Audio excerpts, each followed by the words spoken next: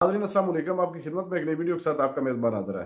नाज़रीन, आज मुनीर फ़ारूक के प्रोग्राम में जवेद चौधरी जो कि पीटीआई का बड़ा ही ज़ाती मुखालिफ है, लेकिन आज उसने पीटीआई के हक में आवाज़ बुलंद कर दी है और साथ में बैठी एंकर है ईदा फ़ारूकी जो कि मुसलसल नवाज शरीफ की चापलूसी करती है। आज जवेद चौधरी ने इसकी बैंड बजा दी, इसको हकीकत दिखाई है कि ये मरियम नवाज जो वज़ीर आला पंजाब की, जो जिंदगी में कभी किसी ओहदे पर फैज नहीं रही, ये पंजाब में तरक्की लाएगी, ये पंजाब में खुशहाली लाएगी। उस्मान बुज़दार अगर बुरा है तो ये भी कोई उससे कम नहीं है। ईदा फ़ारूकी ने फिर भी बड़ी बरकत मारी, लेकिन जवेद चौधरी ने आज कमाल ही कर दिया है। वीडियो मुलाहिजा फरमाए, फिर इस पर मुकम्मल तफसील आपके सामने रखते हैं। कैसे करना चाहिए, तो सिंपल है, वेरी सिंपल है, कर लेते हैं। बिला वजह के जो डिबेट, देखिए बात ये है कि आपका अपना व्यू है, आप अपना व्यू दे रही हैं, गैर भी पड़े हैं बतौर तो हकीकत मैंने आपको हकीकत बता दी है। अगर पाकिस्तान तरीके इंसाफ को वोट मैंने आपको हकीकत बताई है। बुज़दार की परफॉर्मेंस में वोट दिया नहीं। जावेद चौधरी साहब माशाल्लाह सीनियर सहाफी हैं, इनको सब कुछ पता होता है। मुझे इस सवाल का समझ नहीं आ रहा कि आपके सामने मौजूद नहीं था कि पाकिस्तान की बड़ी बड़ी ट्रांसमिशन, बड़े बड़े मीडिया चैनल्स, तमाम लोग क्या क्या बात कर रहे थे, किस तरह से एक बिल्ड कर दिया गया था सिर्फ 2 या 5% नताइज पे। क्या ये सबसे पहले इमरान खान साहब बैठने वाले भी नहीं है, कंप्रोमाइज करने वाले भी नहीं है। 180 सीटों पे जीते हुए थे, रिक करके जीते हैं, उनका तो वो तो बेच ही रहे हैं ना। क्या वो तो 220 सीटों पर जा रहे हैं? नहीं, वो तो 220 सीटों पर जा रहे हैं। और माशाल्लाह हमारे मीडिया वाले, अगर हमें मौका मजीद मिल जाता तो हम 5 या 10% नताइज पे इमरान खान को वज़ीर आज़म बनाकर बैठे हुए थे। मरियम नवाज एक बहुत बड़े बैगेज के साथ आ रही हैं और एक बहुत बड़े प्रोस्पेक्ट के साथ जा रही हैं आगे की तरफ। ये आप नजर में रखें कि वो एक प्रोस्पेक्टिव प्राइम मिनिस्टर हैं। सो जब वज़ीर आला पंजाब वो बनी है तो उनका नेक्स्ट स्टेप जो होगा 5 साल के बाद वो वज़ीर आज़म बनने के हवाले से होगा कि आज वफाक के अंदर वो घिसट घिसट के और मिन्नतें कर करके गवर्नमेंट पर, लेकिन अगर आप घड़ी चोर के नारे लगाएंगे सारा दिन, अगर आप लोगों से लड़ते रहेंगे तो फिर आपके पास परफॉर्म करने के लिए टाइम कहां से होगा। चौधरी साहब, मरियम नवाज शरीफ साहब आई, वो आपने मनाजिर भी देख लिए, बड़ा तो ये सोचा समझा है PMLN की तरफ से आपके नजदीक कि ऐसे ही चलना है और ये खड़ाक अब चलता ही रहेगा जी? देखिए मनीष साहब, एक बड़ा पुराना सा फार्मूला है मैनेजमेंट का कि हम उन 5 लोगों की एवरेज होते हैं जिनके साथ हम मैक्सिमम टाइम गुजारते हैं। अगर 5 आदमी नालायक हैं तो छठे नालायक हम होंगे, 5 बंदे एग्रेसिव हैं तो छठे एग्रेसिव हम होंगे, 5 लोग अगर इंटेलेक्चुअल हैं तो छठे इंटेलेक्चुअल हम होंगे। जब भी कोई हुक्मरान बनता है, कोई शख्स या कोई शख्सियत, तो सबसे पहले उसने ये फैसला करना होता है कि उसने अपने आगे पीछे 5 कौन से लोग रखने हैं। आज जब ये नारे लगे तो मैंने देखा तो मुझे फौरी तौर पे महसूस हुआ कि मरियम बीबी उन 5 लोगों के अंदर घिर चुकी हैं जिनकी सोच को बहुत बड़ी सोच नहीं है बल्कि छोटी सोच है। इससे पहले आज तक चीफ मिनिस्टर कोई नहीं बन सकी खातून 75 साल की हिस्ट्री में। उन्हें शुक्र करना चाहिए था, उन्हें अल्लाह ताला के सर पर सुजूद होना चाहिए था, उन्हें अपोजिशन को साथ लेके चलने का एक अंदिया देना चाहिए था। लेकिन जब आपने आगाज ही उस चीज़ से कर दिया तो अब अंजाम आपके सामने है। बच्चा जो होता है, जो चीखता हुआ पैदा होता है, पूरी जिंदगी चीखता रहता है, उसकी आंखों पे स्माइल कैसे आएगी? क्योंकि उसकी वजह यह कि उसका आगाज ही पूरा हो गया। तो जब आगाज ही पूरा होगा तो अंजाम कैसे अच्छा हो सकता है? मेरा नहीं ख्याल कि मरियम साहिबा को यह करना चाहिए था, लेकिन अगर उन्होंने कर दिया तो फौरी तौर पर उन्हें उन 5 लोगों को देखना पड़ेगा जो उनके आगे पीछे हैं, क्योंकि मुझे लगता है कि वो सब लोग उस टाइप के हैं कि जो बाकायदा मुखालफत की तरफ लेके जा रहे हैं, इनको बाकायदा लड़ाई की तरफ लेके जा रहे हैं, बाकायदा ओए की तरफ लेके जा रहे हैं। सर वो कहते हैं अगर हम ना करें तो ये हमारे खिलाफ होगा, और आपको पता ही है जो धांधली का शोर है कि अगर हम नहीं करेंगे तो फिर तहरीक इंसाफ ये करती भी आएगी और हमारा इस्तकबाल इन नारों से करेगी जो हमारे खिलाफ है। सर उनको करने दें मनीष साहब, उनका काम है। आप उस लेवल पे जाके उनसे नहीं लड़ सकते।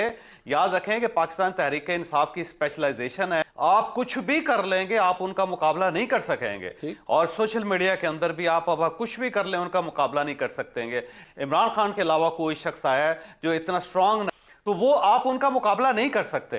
जब आप नहीं कर सकते तो उस फील्ड को खुला छोड़ के आप एक परफॉर्मेंस वाली फील्ड पे जाएं, एक बर्दाश्त वाली फील्ड पे जाएं। तो मेरा नहीं ख्याल कि मरियम नवाज साहिबा को ये करना चाहिए था, लेकिन मेरा ख्याल ये है कि वही लोग हैं जिन्होंने इनको घेर लिया हुआ है, और ये वही लोग हैं जो उससे पहले पाकिस्तान मुस्लिम लीग नून को इस लेवल पे ले आए हैं कि आज वफाक के अंदर वो घिसट घिसट के और मिन्नतें कर करके गवर्नमेंट बनाने सर आपने गवर्नेंस की बात की है ज़रा, क्योंकि इफ्तिखार साहब ने भी कहा और आपने भी फरमाया कि आप दोनों शख्सियात ने फरमाया कि गवर्नेंस पे तवज्जो दें। आप जो इनिशिएटिव्स या जिन बातों का जिक्र किया कि एयर एम्बुलेंस चलाएंगे, पंजाब के अंदर कम से कम 5 IT सेंटर्स बनाएंगे, गरीबों के लिए 1 लाख घर बनाएंगे, साथ ही उन्होंने फरमाया कि करप्शन और बैड गवर्नेंस मेरी रेड लाइन है, पोस्टिंग ट्रांसफ़र में जो अप्रोच है या सिफारिश है वो मेरी रेड लाइन है।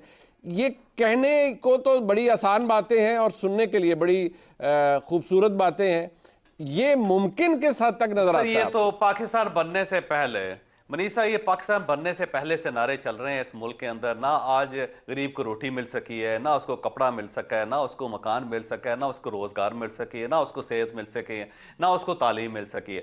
उसके लिए आपके पास टाइम होना चाहिए। अब आप देखें, आप मनीषा शो कर रहे हैं ना जी, अगर आप सारा दिन लड़ते रहेंगे तो शो के लिए कहां से टाइम निकलेगा? आपके पास नहीं निकल सकेगा ना।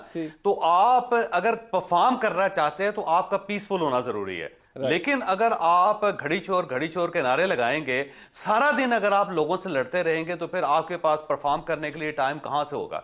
दूसरा, जो आपके पास जो टीम होगी वो लड़ने वाली टीम होगी, वो काम करने वाली टीम फिर नहीं होगी। इमरान खान साहब का सबसे बड़ा अलमिया यह था कि उन्होंने अपने आगे पीछे सिर्फ परफॉर्म करने वाले लोग रखे हुए थे। ठीक, बिल्कुल ठीक। तो मेरा मरियम बीबी से यह रिक्वेस्ट है कि आप टेम्परेचर को डाउन करें और आप उन लोगों को सामने लेके आए जिन्होंने परफॉर्म करना है। और अगर आपने इस लड़ाई में अपने आप को मुलव्वस कर लिया तो फिर आपके पास परफॉर्मेंस के लिए टाइम भी नहीं होगा के लिए। बिल्कुल ठीक। अगर आप परफॉर्म करना चाहते हो, टीम अच्छी चाहिए, टीम अच्छी चाहिए। बट गरीदा, आप इस पे रिफ्लेक्ट कीजिएगा कि ये एक प्रॉब्लम है एट टाइम्स योर टॉन, कि आपको समझ नहीं आ रही होती है, आपके सामने इतने बड़े चैलेंजेस होते हैं कि यार एक ऑफेंसिव आएगा ऑपोजिशन की तरफ से जो कह रही है कि हम धांधली करके इलेक्शन जीत कर आए हैं, वो अटैक करेंगे तो उससे पहले उन पर अटैक करो। लेकिन जो चॉइस साहब ने भी पॉइंट रेस किया कि अगर आप लड़ते रहेंगे तो फिर गवर्न कैसे करेंगे? मरियम नवाज साहिबा ने अब हलफ उठा लिया। एक तो पाकिस्तान की तारीख में कोई भी खातून पंजाब की क्या किसी भी सूबे की वज़ीर आला नहीं बनी।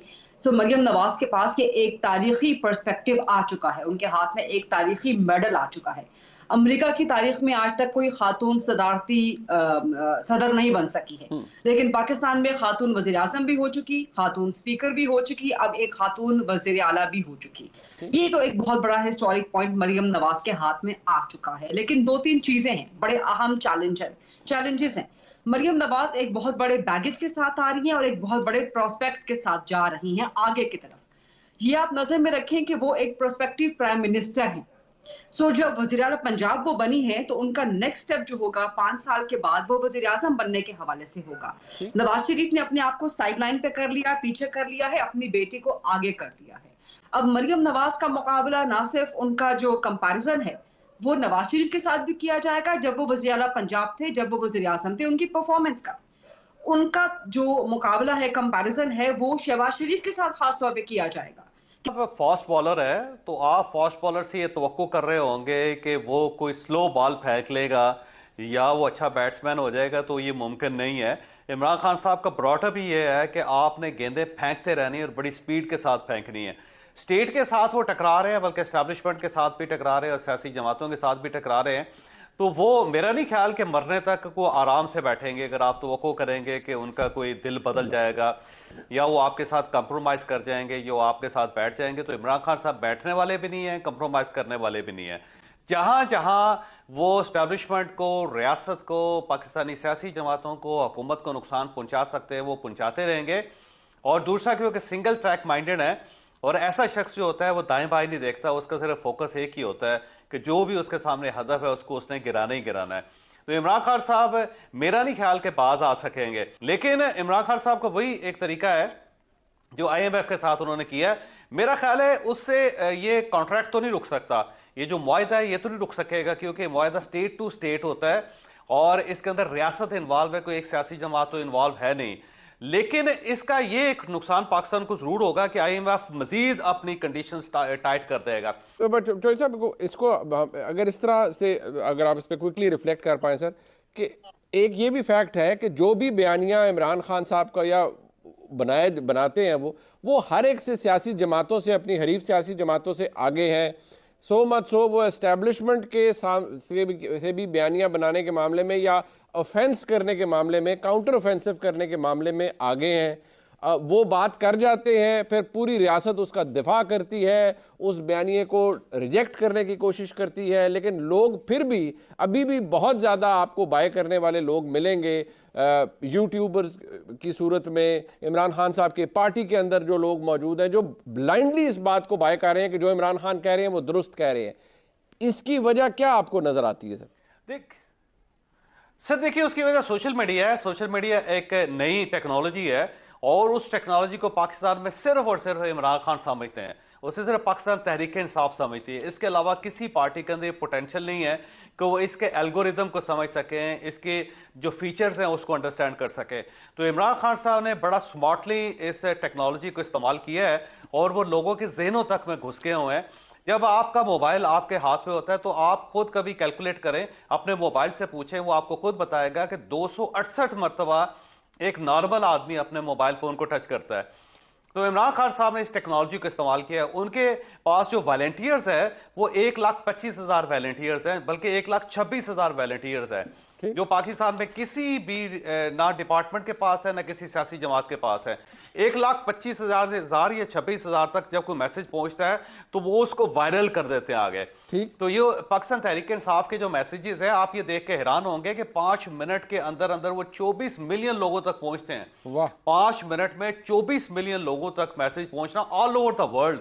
तो उससे आप खुद अंदाजा लगाएं कि वो कितना ज्यादा शोर क्रिएट करता है। इतनी जो टेक्नोलॉजी को बड़ा इस्तेमाल किया। और सर, पाकिस्तान के अंदर कोई डिपार्टमेंट भी ऐसा नहीं है जिसके पास ये सिस्टम हो कि वो इतना ज्यादा अपना मैसेज कन्वे कर सके। तो इमरान खान ने उसको बड़ा स्मार्टली खेला है और उसको अगर आपने चैलेंज करना है तो आपको उससे बड़ा सिस्टम क्रिएट करना पड़ेगा, तब जाके आप उसको चैलेंज करेंगे।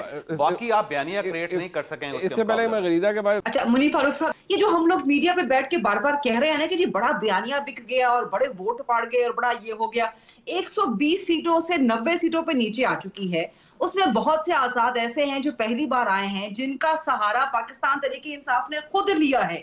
120 सीटों से कम होके नीचे आई है एक जमात। वोट उसको नहीं पड़े, वोट किसको सबसे ज्यादा पड़े हैं? नहीं, बट वो तो कह रहे हैं हमें 180 सीटों में जीते हुए थे, रिक करके जीते हैं। उनका तो वो तो बेच ही रहे हैं ना। क्या वो तो 220 सीटों पर जा रहे हैं? नहीं, वो तो 220 सीटों पर जा रहे हैं। और माशाल्लाह हमारे मीडिया वाले, अगर हमें मौका मजीद मिल जाता तो हम 5 या 10% नताइज पे इमरान खान को वज़ीर-ए-आज़म बनाकर बैठे हुए थे। लेकिन के जी बयानिए पे वोट पड़ गए। खुदा का नाम लें, आप पाकिस्तान में एक गलत ट्रेंड मुतारिफ करवा रहे हैं। आप पाकिस्तान में ये एस्टैब्लिश करवा रहे हैं कि आप 0-0 परफॉर्मेंस दिखाएं, लेकिन आप झूठा सच्चा बयानिया दे दें, लोग आपको जो है ना वोट देना शुरू कर देंगे। जो आप कह रहे हैं, आप फिर भी गरीदा एक minute hold on to it. आप की बात अगर बिल्कुल मैं विदाउट आर्गुमेंट मान लूं कि उनकी वो सुकड़ गए हैं, लेकिन फिर भी उन्होंने बाकी जमातों से ज्यादा, I am talking about seats now, national assembly में उनके नंबर ज्यादा हैं बाकी जमातों से। दैट प्रूव्स द पॉइंट कि उन्होंने सच्चा झूठा जो भी बयानिया बेचा, लोगों ने उसको वोट दिया। चौधरी साहब, ब्रीफली अगर आप इस पर रिफ्लेक्ट कर पाए सर, कि हमें भी शायद थोड़ी ज्यादा जिम्मेदारी का मुजाहरा करना चाहिए था, even like during the elections, journalist को। नहीं, हमसे क्या मतलब है? मसलन आप गैर जिम्मेदार हैं मनीफ साहब, या इफ्तिखार साहब गैर जिम्मेदार हैं, या मैं गैर जिम्मेदार हूं, या गरीदा फारूकी साहब गैर जिम्मेदार हैं। कौन गैर जिम्मेदार है? अगर नाम लेना जी, किससे गैर जिम्मेदारी का मुजाहरा किया, बताएं आप सर। नहीं, जावेद चौधरी साहब माशाल्लाह सीनियर सहाफी हैं, इनको सब कुछ पता होता है। मुझे इस सवाल का समझ नहीं आ रहा कि आपके सामने मौजूद नहीं था कि पाकिस्तान की बड़ी बड़ी ट्रांसमिशंस, बड़े बड़े मीडिया चैनल्स, तमाम लोग क्या क्या बात कर रहे थे, किस तरह से एक बिल्ड कर दिया गया था सिर्फ 2 या 5% नताइज पे। क्या ये सबसे पहले किया सबने 5% कर दिया? किसने गैर जिम्मेदारी का एक बात मैं दोनों से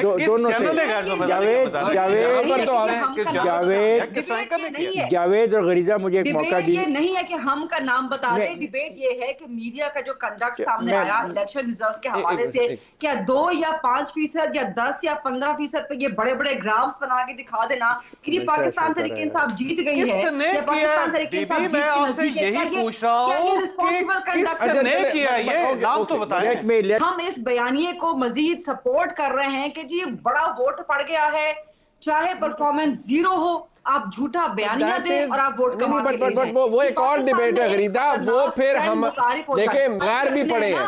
बतौर तो हकीकत मैंने आपको हकीकत बता दी है। अगर पाकिस्तान तरीके इंसाफ को वोट मैंने दिया आपको है, हकीकत बताई है। उस्मान बुज़दार की परफॉर्मेंस में वोट एक दिया। सेकंड, भाई ये तो दैट्स फॉर द पीपल। हम तो सवाल पूछ सकते हैं ना, मैं आप सारे हम सवाल ही पूछते हैं। गरीजा मैंने आपको बता दिया कुल वोट अच्छा, कितना वैसे पड़ा। मैं इसको सिंपल कर देता हूँ। जी जी जी जी जॉय मैं साहब। इसको सिंपल कर देता हूँ।